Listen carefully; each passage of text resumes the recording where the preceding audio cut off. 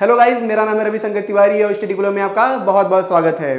तो आज हम जानेंगे मैनहट्टन प्रोजेक्ट के बारे में कि परमाणु बम कैसे बना। तो सबसे पहले इसको शुरू करने से पहले हम थोड़ा सा बैकग्राउंड समझ लेते हैं। बैकग्राउंड क्या है? देखिए, जब फर्स्ट वर्ल्ड वॉर में जर्मनी हारा तो क्या था, ट्रीटी ऑफ वर्साइल के थ्रू उसको क्या था, पूरी दुनिया को पैसा देना था, भुगतान करना था। लेकिन दिक्कत क्या थी, उनके पास में पैसे थे नहीं।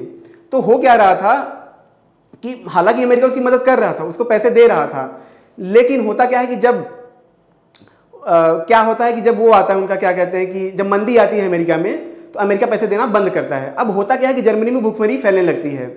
अब ये दो लोग देखते रहते हैं। पहला हिटलर होता है। हिटलर क्या करता है, सेनाएं बनाने लगता है। उसको ये समझ में आ जाता है कि हमको दुनिया पूरी जीतनी है, अगर हमको अच्छे से जीना है, और बदला भी लेना चाहता रहता है वो। तो हिटलर के बारे में आप जानते ही हैं। और जो दूसरे थे वो थे हाइजेनबर्ग। कौन थे?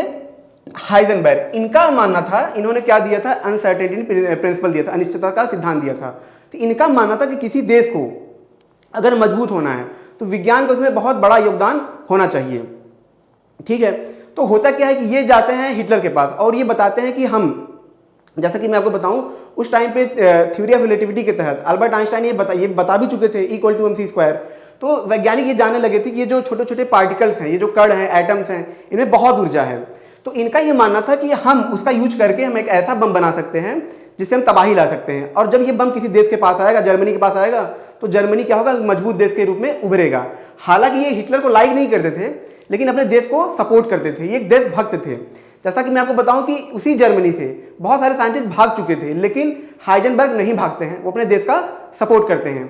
अब देखिए होता क्या है कि ये जाते हैं हिटलर के पास और ये क्या करते हैं, उनको अपनी चीजें बताते हैं। अब होता क्या है कि जो जर्मनी होता है इनको सपोर्ट करता है।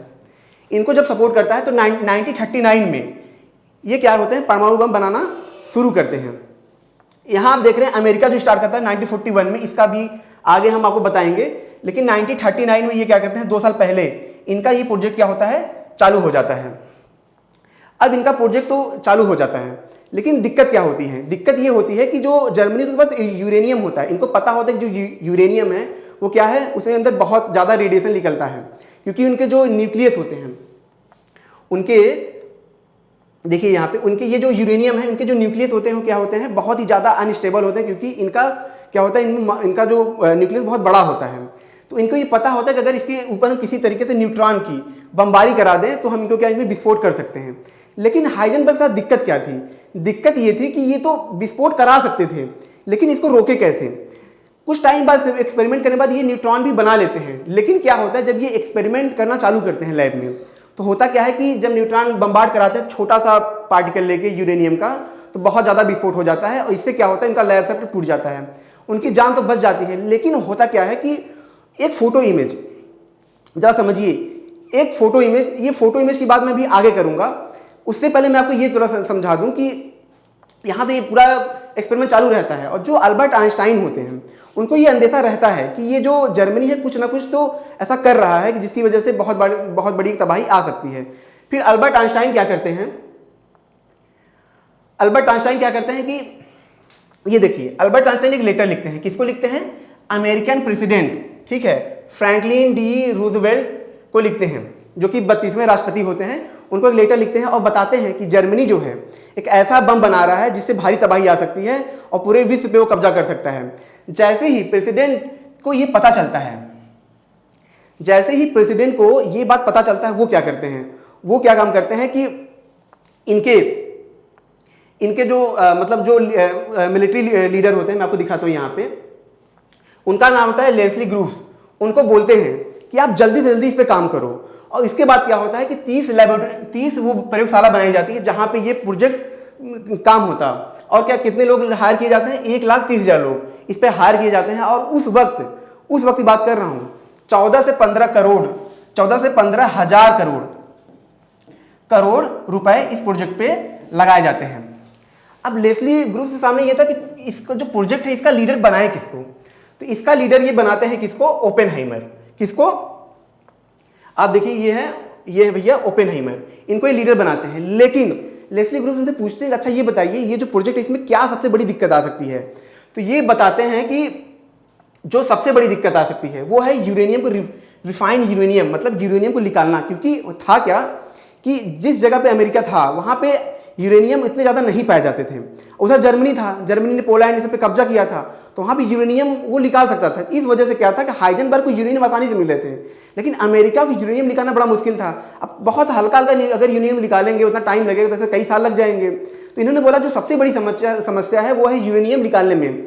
और उन्होंने जो दूसरी बड़ी समस्या बताई वो क्या बताया, चेन रिएक्शन। उन्होंने कहा कि जो दूसरी बड़ी सबसे बड़ी समस्या है वो क्या है, चेन रिएक्शन। कि एक बार इसको बम्बार्ड करा देंगे, लेकिन ये अगर से ये बम फैलता गया ऐसे तो पूरी दुनिया खत्म हो जाएंगी।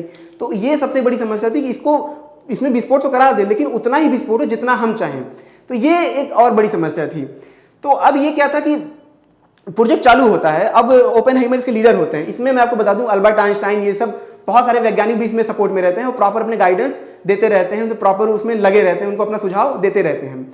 लेकिन ओपेनहाइमर को ये समझ नहीं आ रहा था कि अब करे क्या। तो ओपेनहाइमर होते हैं, उन्होंने वो चुनते हैं प्लूटोनियम, जो यूरेनियम की तरह होता है, लेकिन वो भी उसके अंदर बहुत ज़्यादा ऊर्जा होती है। ये प्लूटोनियम चुन लेते हैं। प्लूटोनियम मिलना आसान होता है अमेरिका में, लेकिन दिक्कत क्या होती है, उसको ट्रिगर कैसे करें। एक तरफ जरा कहानी को समझिए, एक तरफ है हाइजेनबर्ग, ठीक है, जो विस्फोट करा सकते हैं, उसको रोक नहीं सकते, और एक तरफ है इनके पास विस्फोटक है, लेकिन उसमें वो ट्रिगर नहीं करा सकते। ये कितनी बड़ी एक ऐसा था कि मतलब ताला चाबी दोनों के पास अलग अलग, किसी के पास ताला किसी के पास चाबी है। तो ये एक समस्या थी।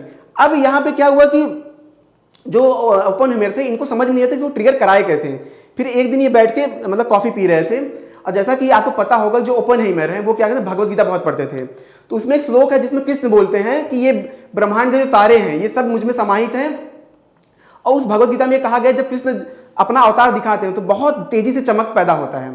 तो फिर ये थ्योरी उनके दिमाग में समझ में आती है कि यह जो तारा होता है, जब इसका ये फ्यूल खत्म होता है ऊपर का, तो यहाँ से क्या होता है, इसके ऊपर प्रेशर पड़ने लगता है। क्या होता है, इसके ऊपर प्रेशर पड़ने लगता है, और एक टाइम जब प्रेशर पड़ते पड़ते क्या होता है कि ये जो तारा होता है इसमें विस्फोट हो जाता है।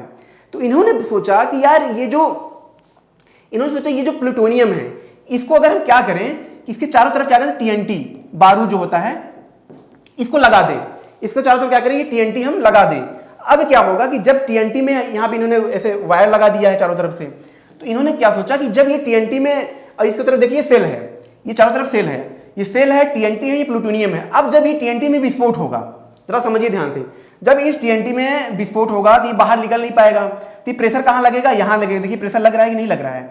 तो जब ये प्रेशर लगेगा, जैसे सूर्य में विस्फोट होता है वैसे ही विस्फोट इसमें होगा, और इस तरीके से हम एक तरीके से परमाणु बम बना लेंगे। एक तरफ हाइजेनबर्ग है, वो क्या कर रहे हैं, चेन रिएक्शन को नहीं रोक पा रहे हैं, और दूसरी तरफ यहाँ पे ये इन्होंने प्लूटोनियम का रास्ता चुना और ऐसा मॉडल बनाया। अब होता क्या है, देखिए यहाँ पे होता क्या है कि ये थोड़ा सा ऐसा नहीं है, तो अब मैं आगे ही समझाऊंगा। तो होता क्या है कि यहाँ तक तो ठीक था। अब वो क्या करते हैं, लगभग 3 साल लगते हैं इस प्रोजेक्ट बनाने में, और ये प्रोजेक्ट क्या होता है, बन के तैयार होता है। जब ये एक्सपेरिमेंट करने की बारी आती है तो जरा सोचिए कि इसमें दिक्कत क्या थी परमाणु बम में। अगर जरा भी गलती होती और एक्सपेरिमेंट अनफेल हो जाता तो ये पता भी नहीं लगा पाते कि उसमें क्या कमियां थी। इसको आप ऐसे समझिए कि कुछ टाइम पहले जो जहाज थे उसमें क्या थे, ब्लैक बॉक्स नहीं होते थे। तो जब उसमें एक्सीडेंट होता तो पता नहीं लगा पाते थे कि उसमें क्या कमियां थी। सेम सिचुएशन वहां पे थी।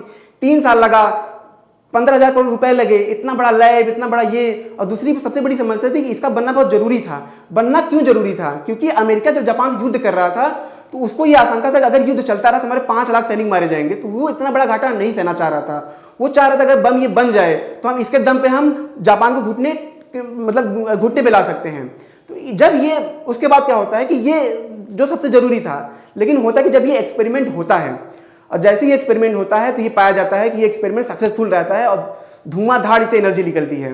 और इस तरीके से ये जो मैनहट्टन प्रोजेक्ट है, एक तरफ जर्मनी भी जो 2 साल पहले स्टार्ट करता है वो नहीं बना पाता है, और दूसरी तरफ जो मैनहट्टन प्रोजेक्ट है वो सक्सेसफुल रहता है 2 साल बाद, जबकि इन्होंने 2 साल बाद शुरू किया था। ये प्रोजेक्ट क्यों सक्सेसफुल होता है, एक बात समझिए आप, इनके पास क्या थे, साइंटिस्ट थे, ग्रेट साइंटिस्ट, अल्बर्ट आइंस्टाइन थे, रिचर्ड फेयनमैन थे।